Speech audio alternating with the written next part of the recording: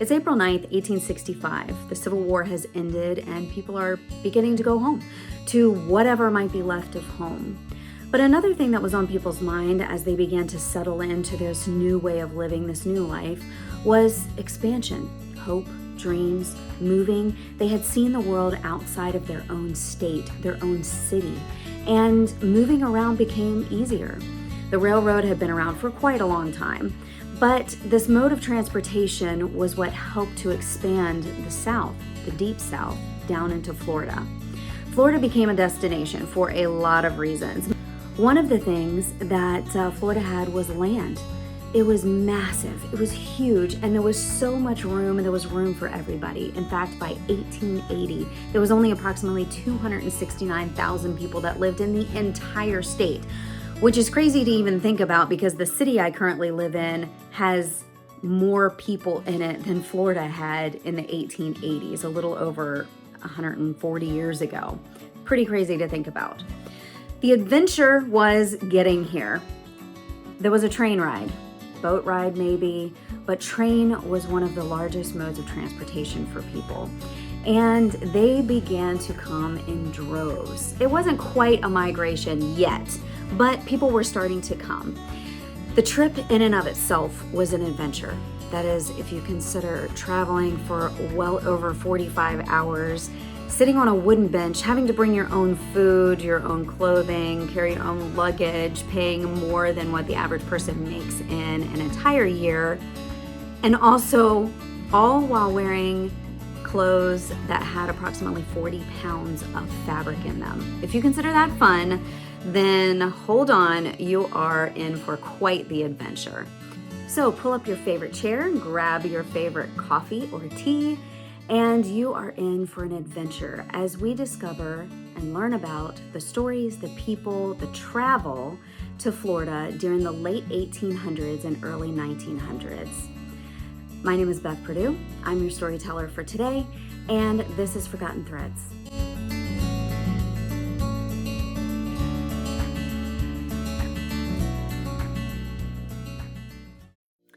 As we discussed in the intro, there were many reasons that people came to Florida. People were looking for hope. They were looking for dreams. They were looking for land, a larger growing season. They were looking for health benefits that only Florida could bring. Now, in fact, a lot of the doctors back then in the North were prescribing to their patients to come and head south in order to enjoy the dry, warm air of a Florida winter. Now, Florida winters were, of course, as they are today. Sometimes they can be brutal. Sometimes there are massive freezes. Sometimes we have issues. But for the most part, we have a very mild winter. And for Northerners, this was a wonderful idea.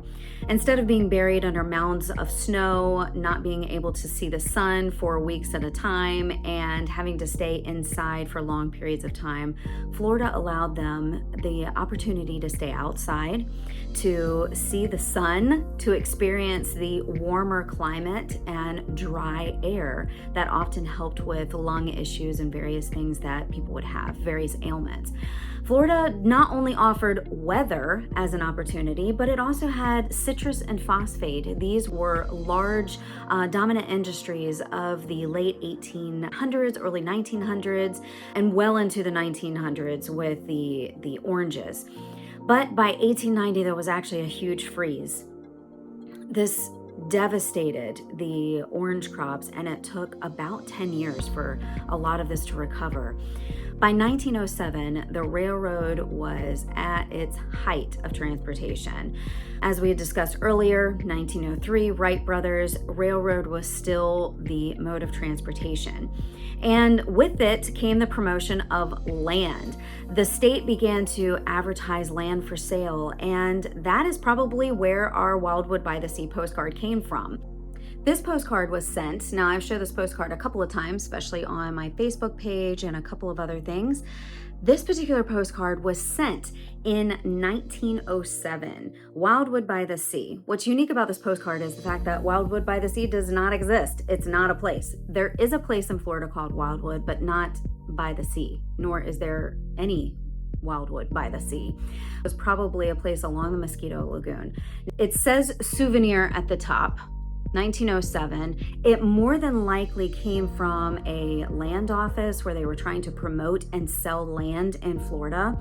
And so people would come, they would come for a visit, they would look at the land, which there wasn't honestly much for them to even look at, but they would take a look, they might stop by the land office and pick up a postcard and send it back home.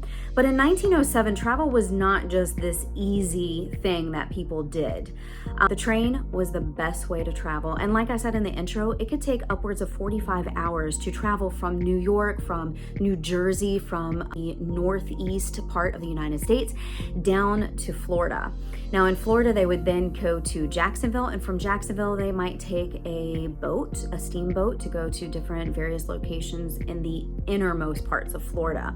Or they would travel by other means. The train was interesting in the fact that there were, as there are nowadays on all trains and planes and all of that fun stuff, there are, of course, classes. So you have first class and you have middle class and you have the poorer people. And how did they all travel? What did they wear? What did they need to bring with them? It was a journey. Now, what's interesting about this postcard is it says on the back, "Dear Edmund Crandall." And I did look up, I did a short little video on this, and I did look up who Edmund Crandall was. And there was an Edmund Crandall that seems to fit this age and this time period. Passed away in the 90s, I believe. But this person was writing to Edmund Crandall in Montpelier, Vermont, and basically was just saying, "Dear Edmund, still waiting to hear from you. Having a fine time."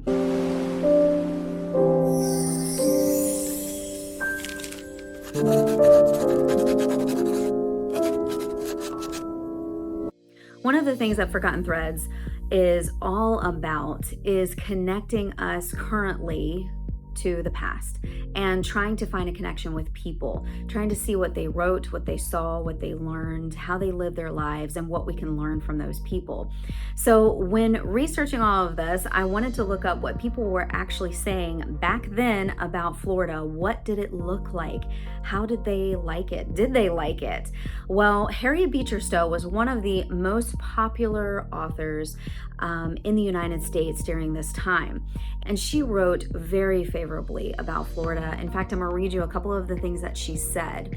She actually published a book in 1873 called Palmetto Leaves.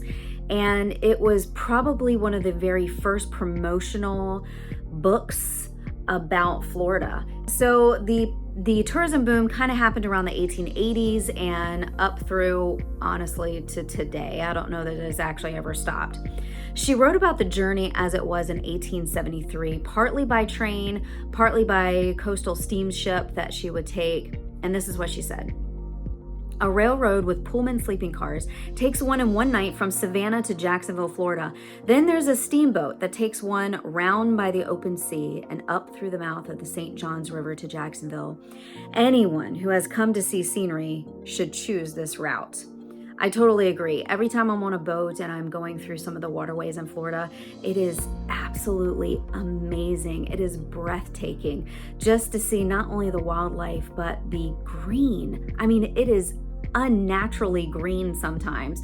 The beautiful flowers, the trees, there's not many trees. We don't have like massive, huge trees here, but the live oaks that we have and the alligators and the fish and the birds and the Rosetta spoonbills are probably one of my favorites. And so she saw and appreciated a lot of these things. Listening to some of these early accounts of people who traveled to Florida is just unreal, because even living in Florida, we don't actually see some of these things anymore. Some animals went extinct due to the fact of people hunting them off of these steamboats that would go down the rivers.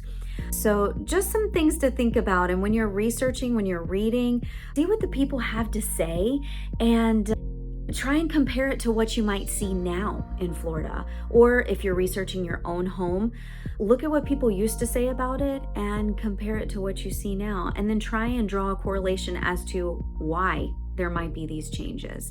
Another thing that she wrote about, she said, "It is not to be denied that full half of the tourists and travelers that come to Florida return intensely disappointed and even disgusted. Why?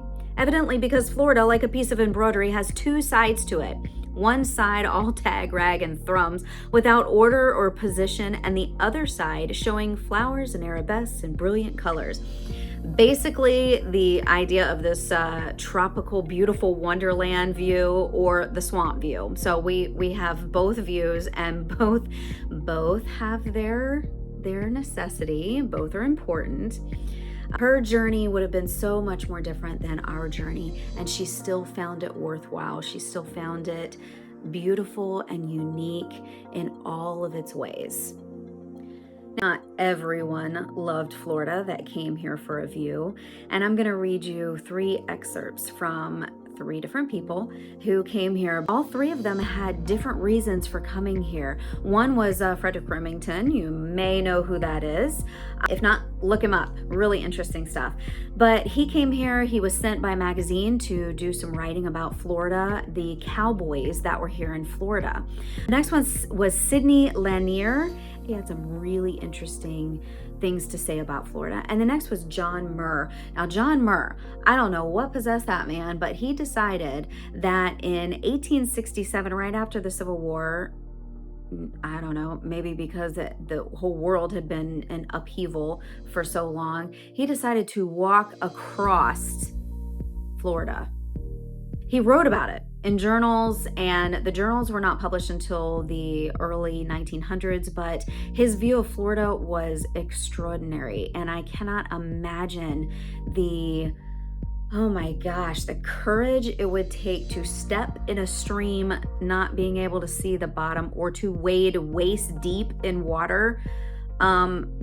Yeah, I mean, the things that I see just sitting on top of the water here would make me not want to put a toe in the water. So listen to some of the things they said. Enjoy some of the pictures that will be playing of these 3 men and the journeys that they took, and check out the journal. John Muir walked across Florida in 1867, starting at Fernandina Beach and heading southwest to Cedar Key on the Gulf. His journal, published in 1916, captured a place almost incomprehensibly wild. Wading through a swamp, he wrote that he consistently expected to plant his foot on an alligator. Of a wandering stream, he noted, "No stream that I crossed today appeared to have the least idea where it was going."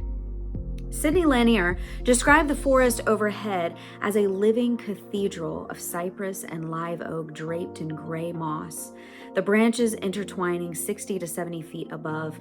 On the Ocklawaha River, I'm not sure I pronounced that right, night journey, crew members burned resin-rich pine knots mounted in iron baskets at the bow to light the river ahead, illuminating alligators, herons, and the eyes of deer drinking at the bank. Harriet Beecher Stowe, who also made that trip, called it a sail into fairyland, a spectacle weird, wondrous, magical, to be remembered as one of the things of a lifetime. Frederick Remington, however, it was not his favorite place, and he wrote about it quite a bit and didn't have many nice things to say about Florida. Some things I can't disagree. He was famous for illustrating the American West. He was sent by Harper's Magazine in 1895 to find Florida's cowboys. He found them, but he was not charmed by the landscape. In fact, he wrote, "Flat and sandy with miles on miles of straight pine timber, each tree an exact duplicate of its neighbor tree, and underneath the scrub palmettos, the twisted brakes and hammocks, and the gnarling water oaks festooned with the sad gray Spanish moss. The cattle," he wrote, "were no bigger than donkeys, wandering half-starved in search of wiregrass." Now, I have 2 issues with things that he said.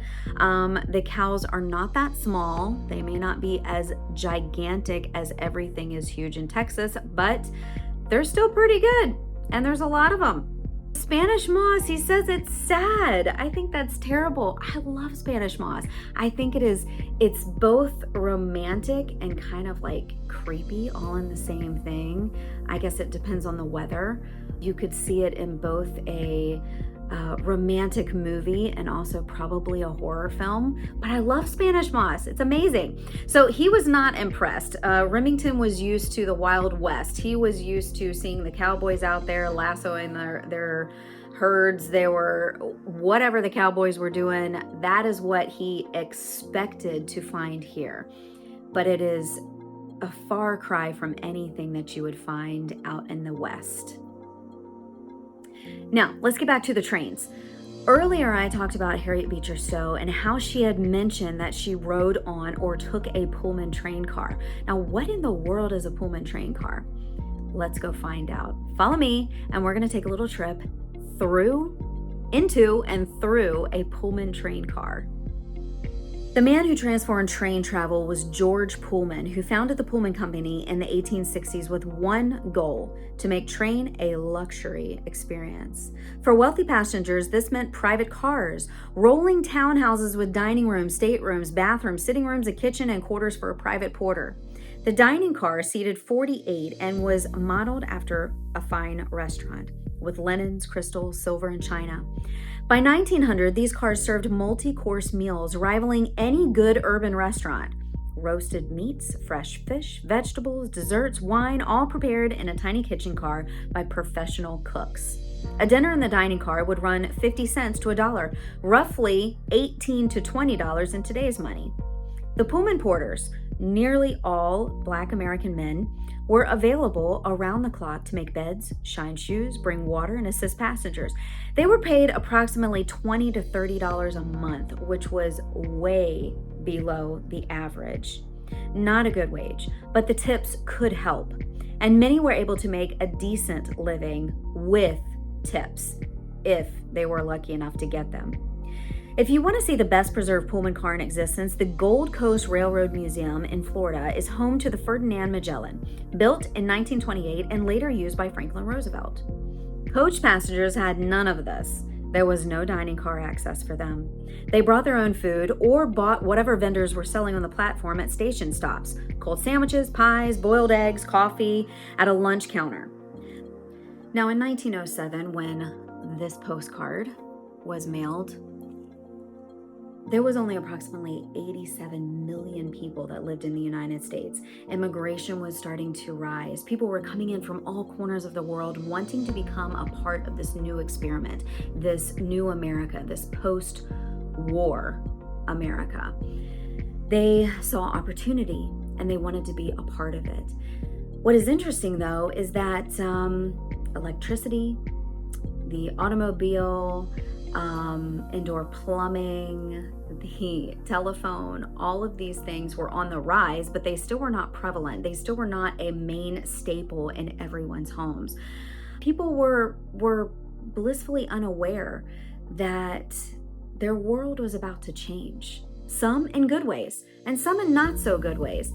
In fact, they had no idea that a world war was just around the corner, or that an actual pandemic that killed millions of people was right around the corner. And for a little while, people would come, they would enjoy the warm climate, the warm Januaries of Florida. They would enjoy the beautiful scenery and taking the boat rides and hopefully recuperating from their diseases or their sicknesses that they would have. Florida was growing and building and becoming, and before long, America would change.